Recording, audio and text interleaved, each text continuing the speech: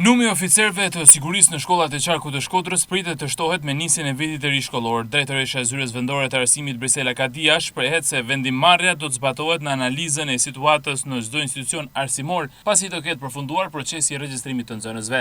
Gjithë tabloja e plotësimit me oficerët e sigurisë do shkojë paralelisht me mbylljen e regjistrimeve të nxënësve në institucionet arsimore.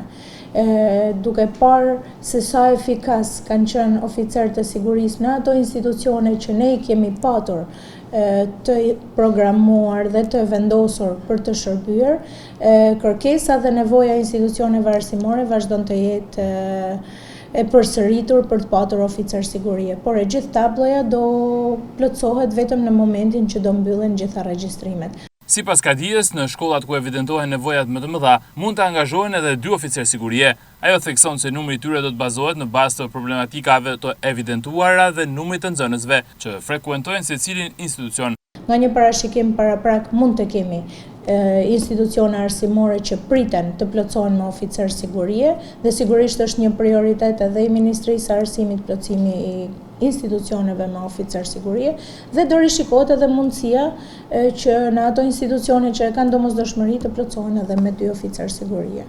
Forcimi i pranisë oficerëve të sigurisë synon të garantojë një mjedis më të sigurt për nxënësit dhe stafin pedagogjik, si dhe të ndihmojë në parandalimin e konflikteve apo incidenteve të mundshme. Aktualisht në territorin e Shkodrës, 11 institucione arsimore kanë të angazhuar oficerë sigurie.